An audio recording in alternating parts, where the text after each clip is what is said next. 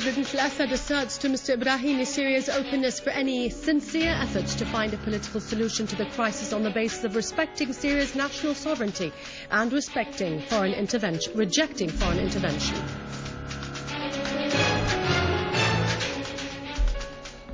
A terrorist car bomb blast in Bab Touma Square in Damascus kills 10 citizens and wounds many others. The Lebanese people bury the body of victims who were killed in Al-Ashrafiyya terrorist explosion amidst calls for avoiding the exploitation of the explosion for sinister political aims.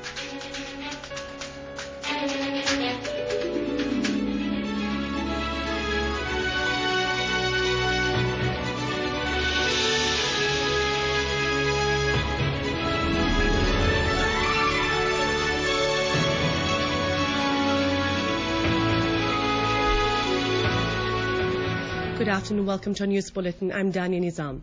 President Bashar al-Assad asserted that Syria supported the efforts of the international envoy Al-Akhdar al-Ibrahimi and it is open to any sincere efforts to find a political solution of the crisis on the basis of respecting Syria's sovereignty and rejecting any foreign intervention.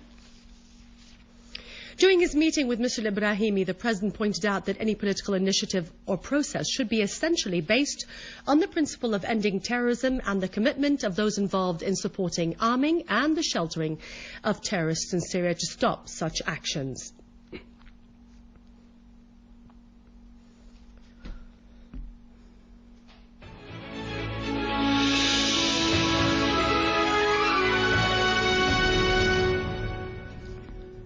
An explosive device was detonated by a terrorist group under a car in Bab Touma Square in Damascus.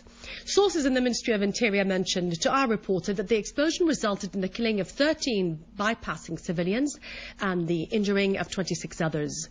The source added that the explosion caused considerable material damage to the nearby houses and many parked cars in the location. May God damn the terrorists who committed this crime. I came to my shop at 10:30 to see the victims. Women in the streets, bodies everywhere on the ground here and there. What have they done to deserve this? The Eid is coming. What is their sin? They are children, and there were buses carrying children to their schools. The tongue fails to describe this crime, and there are no words. I came from a church where I was praying, and it is so tragic that we reached this point of putting explosives in every square to kill the people. I don't know to what end we are heading to. I pray to God that He may plant wisdom in the people's hearts and make them understand that such crimes don't lead to a better Syria. This area is civil. There are no army or security forces here. There are all civilians. Look, the bodies are all for women, children, school children. They are all civilians.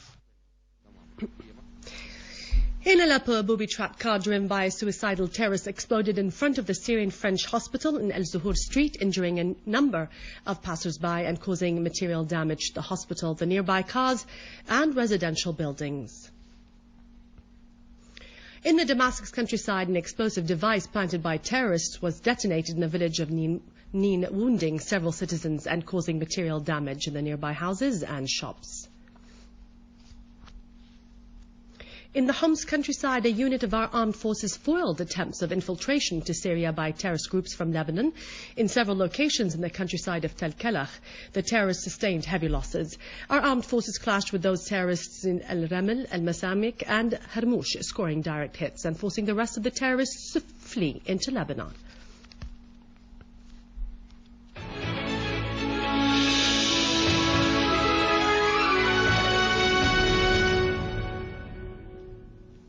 Prime Minister Dr. Wael Halaqi stressed the importance of developing religious speeches to consolidate the culture of tolerance, coexistence and national unity.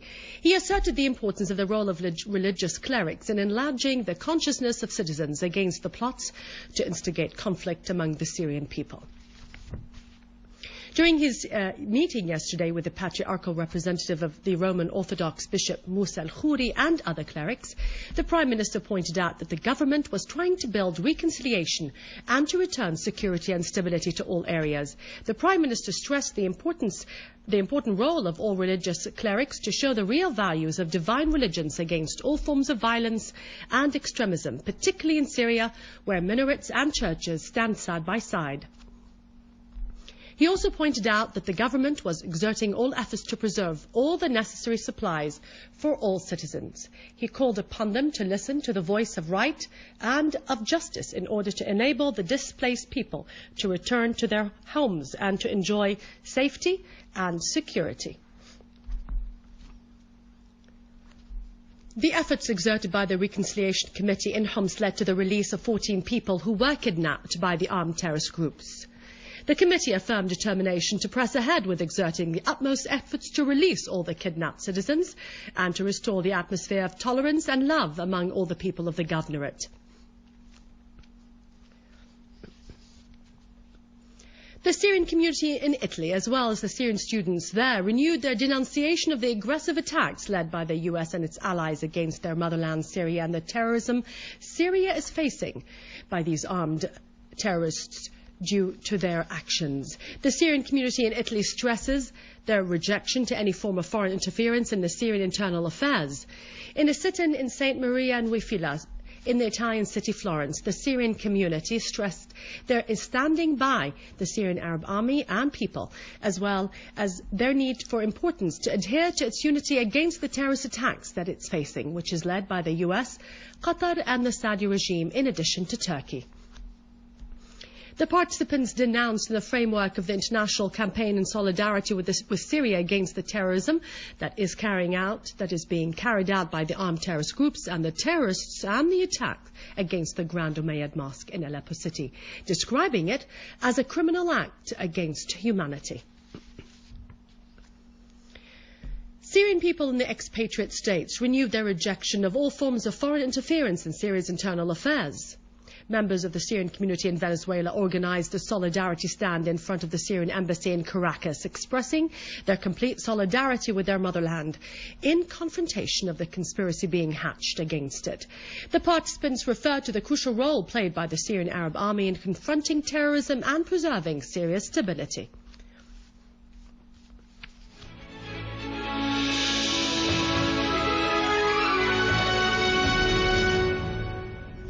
Dialogue and understanding remained the method encouraged by Iran to settle the crisis in Syria. This was the attitude expressed by President Mahmoud Ahmadinejad, who called on all parties in Syria to observe a ceasefire during Eid al-Adha. The Iranian president asserted that America and its European allies wanted to subjugate all countries. The West is using the nuclear issue as a pretext to exert pressure on Iran, which continues to affirm that its nuclear program is peaceful. Lebanon buried the body of General Wissam al-Hassan, chairman of the Information Department of the Forces of Internal Security, who died in the explosion of Al-Ashrafiyya in eastern Beirut. General Michel Aoun, leader of the Union of Change and Reform, asserted that this assassination should not be exploited to become a reason of conflict among the Lebanese people. He pointed out that any escalation will be the responsibility of all those who attempt to exploit the current situation to instigate divisions among the Lebanese people. In Libya, 26 people were killed and 200 others were wounded in clashes in the city of Beni Walid, when armed militias loyal to the ruling authority in the city and amidst the conflicting reports about the destiny of Khamis, son of Colonel Gaddafi.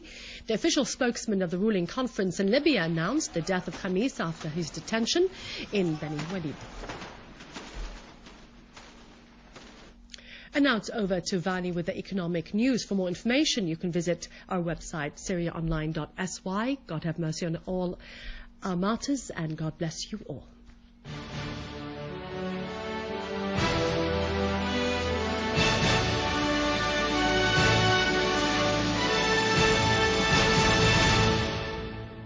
Good afternoon. President Bashar al-Assad issued Decree number 26 of 2012, which stipulates exempting people indebted because of withdrawals of electric power in 2011 and before that, if they paid their receivables by the 31st of next March.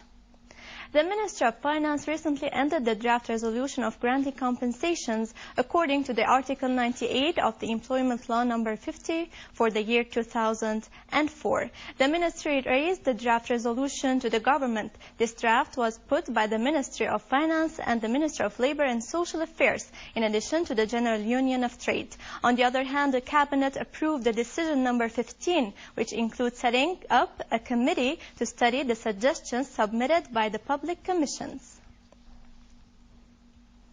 The Director of the General Establishment for Foreign Trade, Mr. Mohammed Hamoud, affirmed that the establishment will continue to provide the food materials needed to the General Establishment for consumers, especially during Eid al-Adha. He pointed out that the establishment has signed a contract to import 50,000 tons of white sugar by 3,500 million Syrian pounds. Mr. Hamoud highlighted that another contract will be signed next week to provide 100,000 tons of sugar in order to cover the strategic reserves. Signing those contracts is considered a positive step during the current crisis and the economic boycott that prevents providing the essential materials to the local market. Moreover, Mr. Hamoud indicated that a contract will be signed to import about 50,000 tons of rice during next month. The National Center for Agricultural Policies announced that the annual growth rate for the agriculture exports during the last 3 years reached 11%. The study made by the center showed that the increase of the agricultural trade value is due to the growth of the agricultural trade exchange, which increased by 20.4% as a result of the private sector's participation in the agricultural trade activities. The study pointed out to the gradual change towards the processed agriculture exports, which reached 49%. This is a positive indicator of development in the sector and the competitiveness of the Syrian agricultural products in the international markets.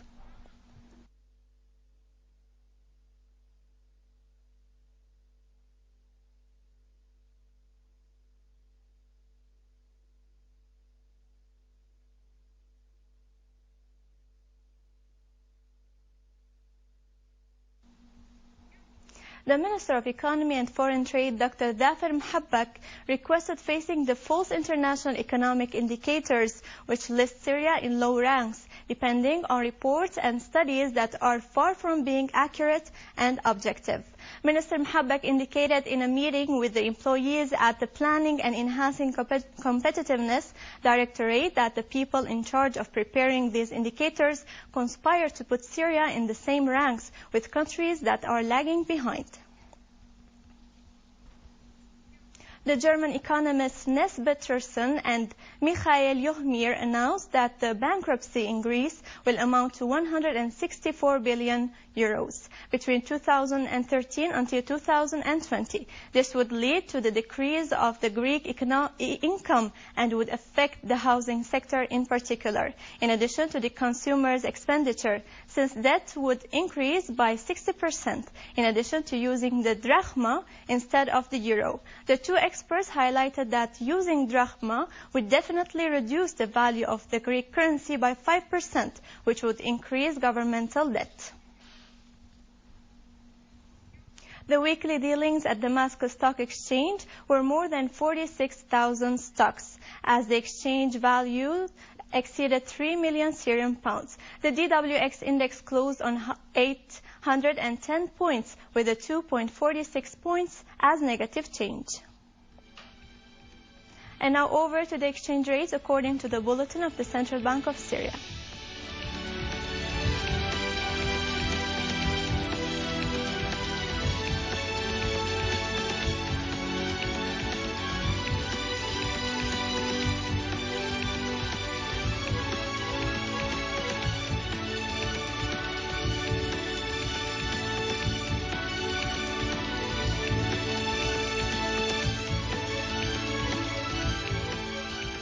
And with this, we conclude our news. Thank you for watching and goodbye.